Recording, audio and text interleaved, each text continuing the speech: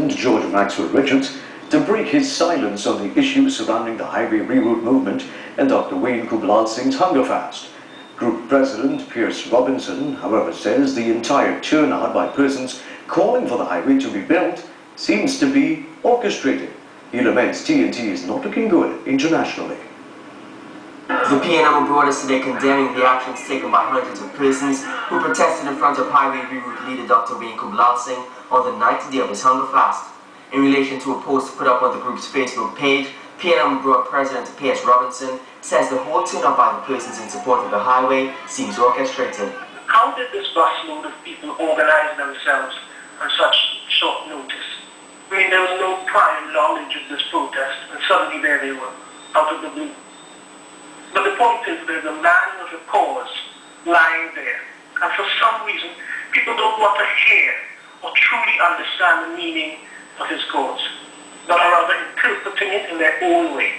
Opposition leader Dr. Keith Rowley and Prime Minister Kamala Prasad-Bissessar have broken their silence on the matter. But Mr. Robinson says what is needed now is a statement by President of the Republic, Professor George Maxwell Richards, on the issue. We decided to call for the President to sort of intervene in terms of him saying something on this matter, because we haven't heard much from the President in terms of anything to do with this hunger strike. And I think that it is fitting now that we hear at least some sort of statement from the office of the President, so that we know, that the President is reflecting the views of the national community. He says the group has also written to AMNESTY INTERNATIONal surrounding the still unfolding matter. According to Mr. Robinson, protesters earlier today brandished insulting placards and, in his words, antagonized Dr. Kublal Singh. But even worse, he says the picture being painted of Trinidad and Tobago is not good for the country.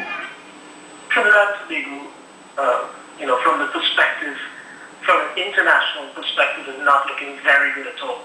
In fact, I have just had an interview myself just before this one with the Indian newspaper, The Hindu, right? And we have highlighted some of our concerns with this Dr. Kublal Singh situation, right? It's not just Trinidadians looking on at this situation. It's people in Kenya, it's people in India, it's people all across the world who are outraged. Ryan Gomez, IE News.